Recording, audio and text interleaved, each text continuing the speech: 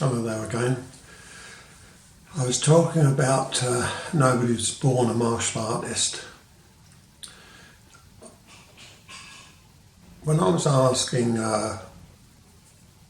some top people about what makes a special person, and then one of these people like the greats that we talk about, the Gandhis, the Sensei in Aikido. There's so many in the martial art world that we put as these masters beyond. We almost put them beyond being a human, but they're not. Everybody's a human being. They pursue their art. Some of them delve so deep, almost fanatical. The Aikido that I chose was because I wanted one that worked. It doesn't matter about whether it works as a martial art or not at the time when I was thinking about this, but I need it to work. I need, somebody's going to do a technique on me.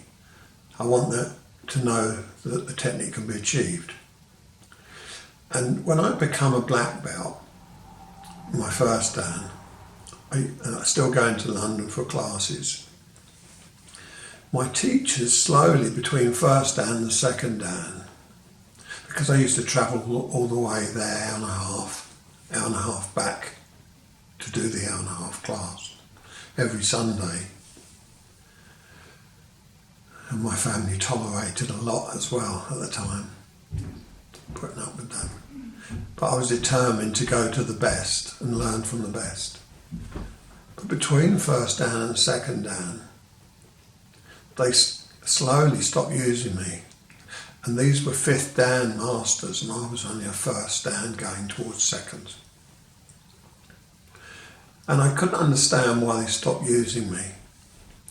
I thought it was because I was a black belt and they would be using lower grades to develop them and bring them on. So I asked my friend one day, who was also being used, but he was at the same level, but they were still using him. His answer was, they struggle with you, Tony. You're getting too powerful yourself and they can't do the techniques on you anymore. This I found very daunting.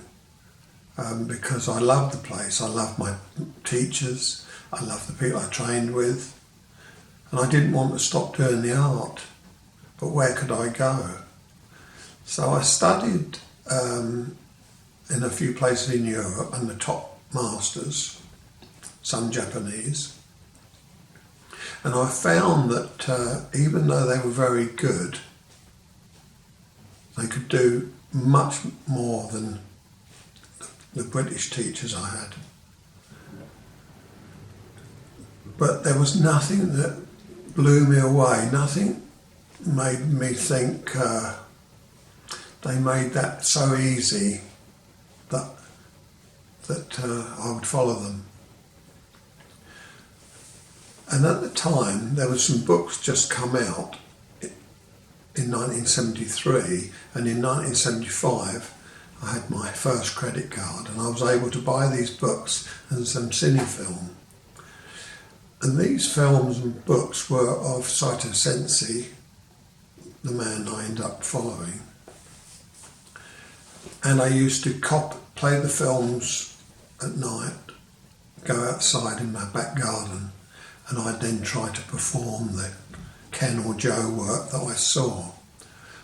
I would wind it backwards and forwards until I got it.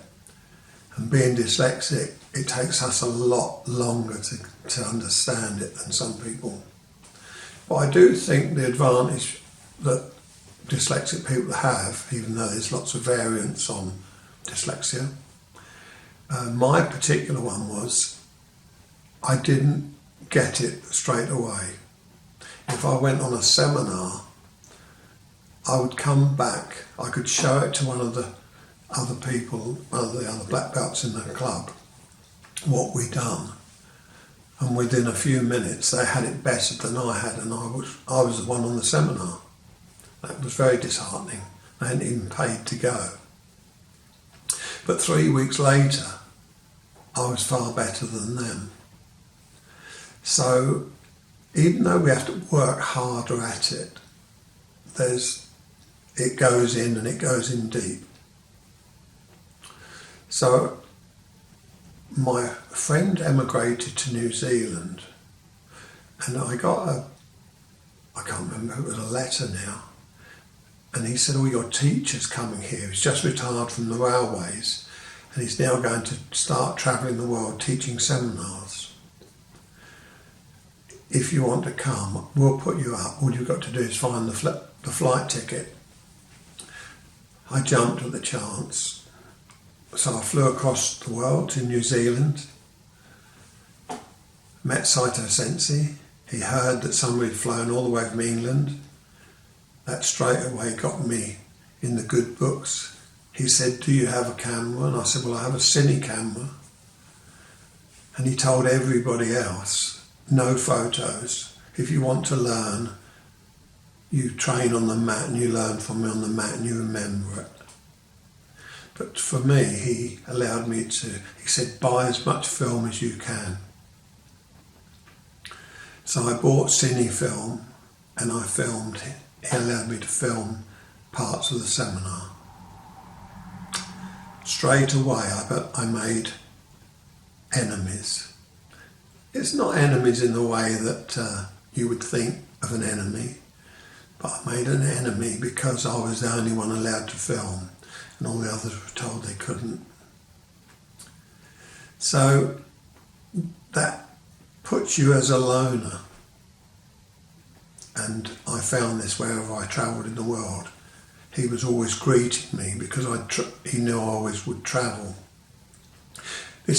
I'm not saying this to make me sound big or anything, but I desired good quality Aikido. I grabbed him, he called me up, I grabbed him. He looked at me because I didn't only grab him, but it moved him. He staggered a little bit when I grabbed his wrist. He looked at me, he looked at the class and said, this man is the strongest man on this tatami. I felt so big, so proud. He then followed it by, if he doesn't learn to lose this strength, he will never understand Osensei's Aikido. I went inside the size of a mouse.